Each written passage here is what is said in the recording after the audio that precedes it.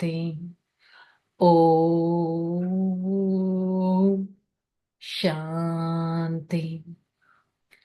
ఓం శాంతి. నేను ఆత్మ శాంత స్వరూపాన్ని. శాంతి నా ఆత్మిక స్వరూపం. ప్రేమ నా ఆత్మ యొక్క ధర్మం. సత్యత నా ఆత్మ యొక్క స్వభావం. ఈ క్షణం నేను ఆత్మ నా ఈ సత్యమైన ధర్మంలో ఉంటూ నా ప్రియమైన తండ్రి శాంతి సాగరుడు పరం ఆత్మ వారి సన్ముఖంలో ఈ జ్ఞాన మురళిని వింటున్నట్టు అనుభవం చేసుకుంటాను. ఓం శాంతి. ఓం శాంతి. మురళీ డేట్ 4/2/2025. హెడ్డింగ్: మధురమైన పిల్లలు, తండ్రి మీకు అవినాశి జ్ఞాన రత్నాలను దానం ఇస్తారు. మీరు ఇతరులకి దానం ఇస్తూ ఉండండి. ఈ దానం ద్వారానే సద్గతి జరుగుతుంది. నేను ఆత్మ ఎంత దానం ఇస్తే అంతగా నా సత్యమైన గతి అనేది ఏర్పడుతుంది. ప్రశ్న: ఈ కొత్త మార్గం పిల్లలైన మీకు తప్ప ఇంకెవ్వరికీ తెలియదు. ఏంటా కొత్త మార్గం? ఇంటికి వెళ్ళే మార్గం, అక్కడి నుంచి స్వర్గంలోకి వెళ్ళే మార్గం. తండ్రి ద్వారా మనకిప్పుడు ఈ మార్గం గురించి లభించింది. మీకు తెలుసు, శాంతిధామం ఆత్మనైన మన ఇల్లు. స్వర్గం వేరు, శాంతిధామం వేరు. ఈ కొత్త మార్గం మీకు తప్ప ఇంకెవ్వరికీ తెలియదు. మీరంటారు, ఇప్పుడు కుంభకర్ణుడి నిద్రను వదలండి.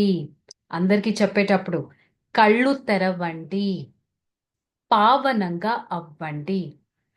పావనం అయిన తర్వాతనే ఇంటికి వెళ్ళగలరు. మరి పాటలో కూడా ఉంది కదా, మేల్కోండి అని. ఏం మేల్కోవాలి? భగవాను వాచ.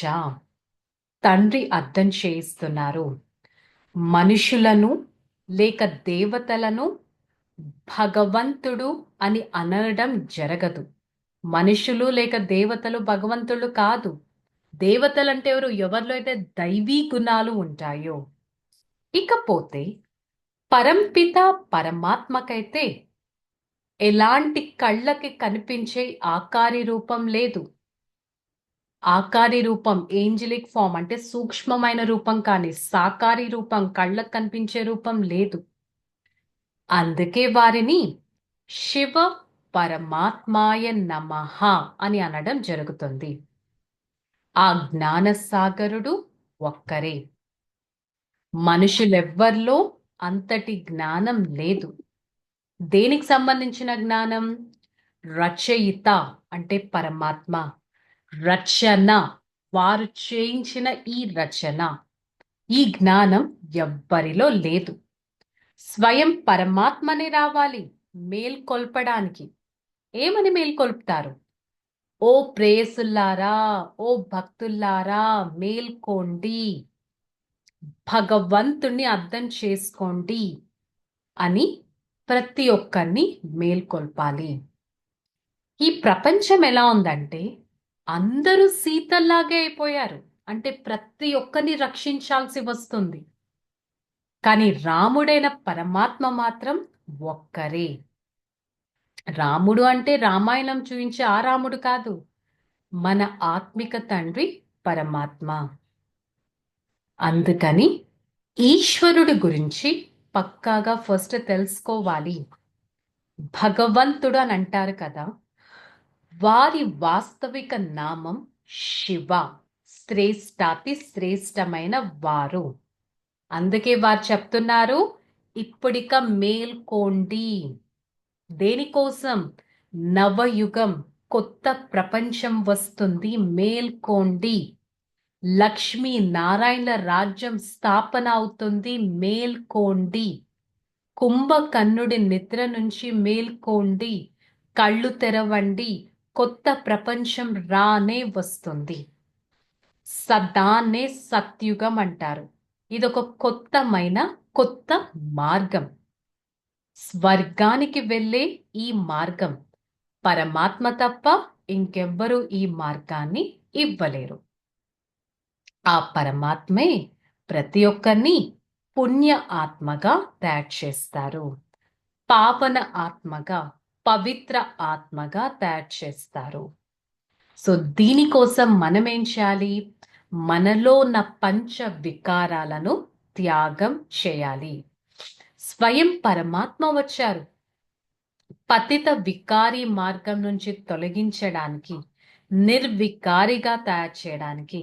63 జన్మలు అంటే సత్య త్రేతాయుగాల తర్వాత ద్వాపర కలియుగాలు, 63 జన్మలు మనం ఎంతగా ఈ ఆత్మ దిగజారిపోయింది, శక్తిహీనంగా అయిపోయింది, ఎన్నో జన్మలు తీసుకొని పతితంగా అయిపోయింది కదా. మరి ఇప్పుడు మళ్ళీ మన తండ్రి వచ్చారు అదే శాంతి ధామానికి మనకి తీసుకెళ్ళడానికి. అందుకే మధురాతి మధురమైన పిల్లలు, తండ్రినైన నన్ను స్మృతి చేయండి. మన్ మన భవ, మనస్సును పరమాత్మ పైన సంలగ్నం చేయాలి. ఇది డ్రామానుసారంగా నిశ్చితం అయిపోయి ఉంది. ఈ డ్రామా అంటే ఏదైతే కల్ప వృక్షం ఉందో, అనాదిగా తయారైపోయిన సృష్టి చక్రం మళ్ళీ ఇప్పుడు రిపీట్ అవుతుంది. అదే లక్ష్మీ నారాయణల చిత్రం, అదే డ్రామా యాక్యురేట్గా నడుస్తుంది. అదే 84 జన్మల రహస్యం ఇప్పుడు మనం చక్కగా తెలుసుకున్నాం. సత్యుగం, బంగారు యుగం, వజ్ర వైడూర్యాల యుగం, ఎంతో సుసంపన్నమైన ప్రపంచం. అదే సత్య త్రేతాయుగాల 21 జన్మల తర్వాత మీరు దిగజారిపోతారు. కాబట్టి ఇక్కడ మీరు అంటే ఏంటి? మన ఆత్మ. సో మీరు ఎంతో కష్టపడాల్సి వస్తుంది. ఇదొక పాత శరీరం. ఈ పాత శరీరం మీరు ఎంత పతితంగా అయిపోయారు. 84 జన్మలు తీసుకొని మీరు ఈ విధంగా అయిపోయారు కదా. ఇప్పుడు మన కోసం నవ యుగం అనేది స్థాపన అవుతుంది అంటే నేను ఆత్మ ఎంత యోగిగా ఉండాలి. నేను స్వయాన్ని బ్రహ్మ జ్ఞానులుగా, తత్వజ్ఞానులుగా ఎవరైతే వారు బయట చెప్పుకుంటారో, ఎవరైతే బ్రహ్మలో లీనమైపోయామో అని అంటారో, అవన్నీ పరమాత్మ వచ్చి కరెక్ట్ చేస్తారు.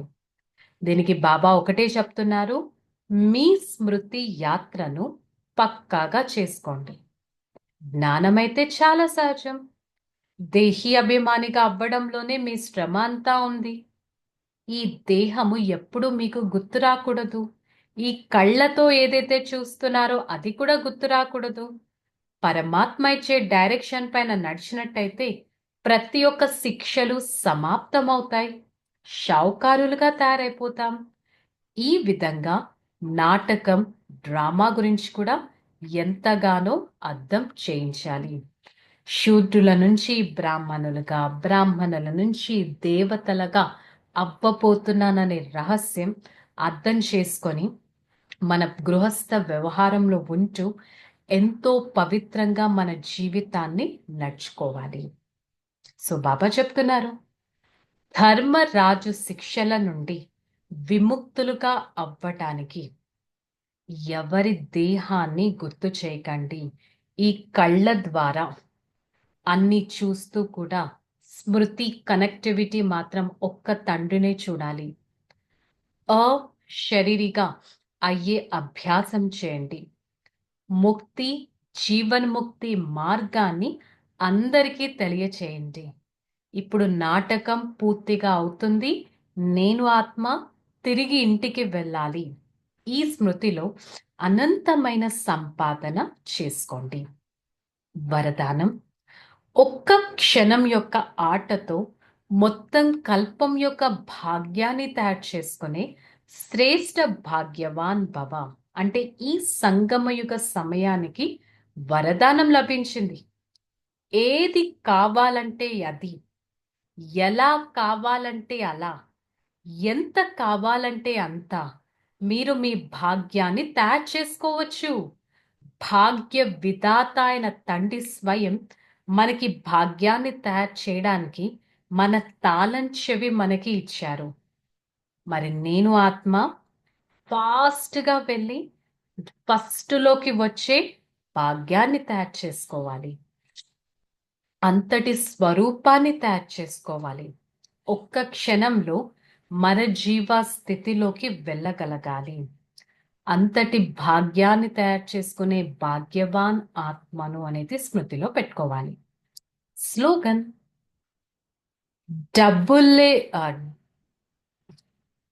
డబుల్స్ ద్వారా శక్తిశాలి వాయుమండలాన్ని తయారు చేసుకునే ప్రకృతి వాయుమండలాన్ని తయారు చేసుకున్నట్టయితే ప్రకృతి దాసిగా అయిపోతుంది.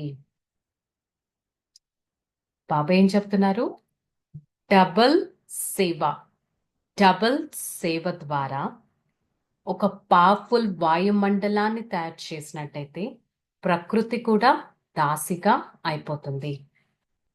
ఈ లోకం యొక్క సేవ చేయాలి, ఆత్మిక సేవను కూడా ఎంతగానో చేయగలగాలి. సో ఈరోజు మురళి యొక్క స్వమానం: నేను భాగ్యవాన్ ఆత్మను. ఓకే, చలో రిలాక్స్. ఓం శాంతి. నేను ఆత్మ భాగ్యవంతుడను. భాగ్యవాన్ తండ్రికి పిల్లవాడిని. శ్రేష్టమైన భాగ్యాన్ని తయారు చేసుకునే వారిని. నిశ్చింత ఆత్మను. నిర్వికారి ఆత్మను.